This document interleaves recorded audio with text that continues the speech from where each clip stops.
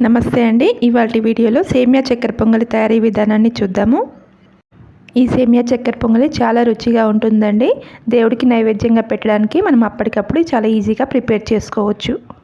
ఈ సేమియా చక్కెర పొంగలి తయారీకి ముందుగా ఒక ప్యాన్లో 1/2 కప్పు సేమియాను వేయించుకుంటున్నాను. మీడియం ఫ్లేమ్లో పెట్టుకొని దోరగా వేయించుకోవాలండి. ఇలా కొద్దిగా కలర్ చేంజ్ అయిన తర్వాత ఒక గిన్నెలోకి తీసుకొని చల్లారనివ్వాలి.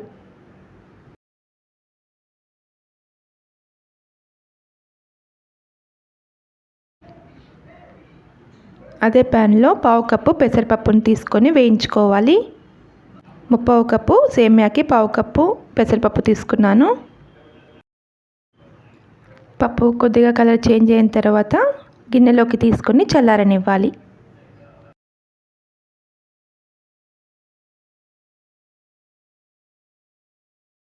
సేమియా చల్లారిన తర్వాత ఇందులోకి వాటర్ పోసుకొని ఉడికించుకోవాలి. కొద్దిగా వాటర్ ఎక్కువైనా పర్లేదండి, మనం తర్వాత వడగట్టుకుంటాము. అలాగే పెసరపప్పు చల్లారిన తర్వాత 1-2 సార్లు కడిగి తీసుకోవాలి. ఇప్పుడు ఇందులోకి 1 కప్పు వరకు వాటర్ పోసుకొని ఉడికించుకోవాలి.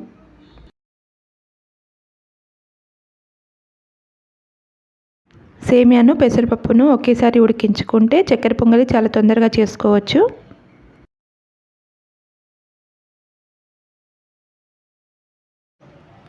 సేమియాను మరీ మెత్తగా ఉడికించాల్సిన అవసరం లేదు. మనం ఈ విధంగా చూస్తే ఇలా మెత్తగా అవుతే సరిపోతుంది. ఇలా ఉడికిన సేమియాను వడగట్టుకొని పక్కకు పెట్టుకోవాలి.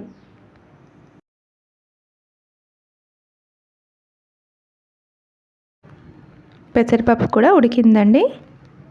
చూడండి, ఈ విధంగా ఉంటే సరిపోతుంది. స్టవ్ ఆఫ్ చేసుకొని పక్కకు పెట్టుకోవాలి.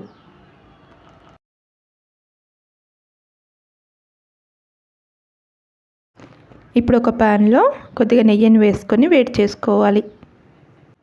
ఇందులోకి సన్నగా కట్ చేసుకున్న కొబ్బరి ముక్కల్ని వేసుకోవాలి. చక్కెర పొంగల్లోకి కొబ్బరి ముక్కలు చాలా బాగుంటాయి.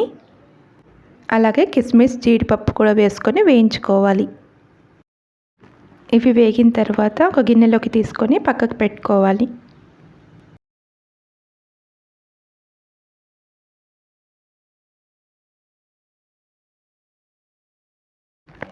ఇప్పుడు అదే ప్యాన్లో కొద్దిగా నెయ్యి వేసుకొని మనం ఉడికించుకున్న సేమియాను ఇంకా పెసరపప్పును వేసుకోవాలి. ఒకసారి అంతా కలిసేలాగా కలుపుకోవాలి. సేమియాను పెసరపప్పును నెయ్యిలో కొద్దిసేపు కలుపుకోవాలి. సేమియా ఇంకా పెసరపప్పు కలిసి 1 కప్పు అయింది కదా, దానికి సరిపడా 1 కప్పు చక్కెరను వేసుకోవాలి. 1 కప్పు చక్కెర కరెక్ట్గా సరిపోతుందండి. మీరు కావాలంటే కొద్దిగా తగ్గించి కానీ ఎక్కువ కానీ వేసుకోవచ్చు. ఇప్పుడు అంతా కలిసేలాగా బాగా కలుపుకోవాలి. ఈ చక్కెర అంతా కరిగి కొద్దిగా పల్చగా అవుతుందండి. సేమియా కొద్దిగా చిక్కబడే వరకు ఉడికించుకోవాలి. చక్కెర పొంగలి దగ్గర పడిన తర్వాత ఇందులోకి 1/4 టీ స్పూన్ ఇలాచీ పొడి వేసుకోవాలి. అలాగే ముందుగా వేయించుకున్న డ్రై ఫ్రూట్స్ కూడా వేసుకొని ఒకసారి అంతా కలుపుకోవాలి. అంతే అండి, చాలా సింపుల్గా మనం ఈ సేమియా చక్కెర పొంగల్ని తయారు చేసుకోవచ్చు. టేస్ట్ కూడా చాలా బాగుంటుంది. చక్కెర పొంగల్ని మనం రైస్, పెసరపప్పుతో చేస్తాం కదండి. ఈసారి సేమియాతోనే ట్రై చేసి చూడండి, మీకు కూడా తప్పకుండా నచ్చుతుంది. మీకు ఈ వీడియో నచ్చితే తప్పకుండా లైక్ చేయండి.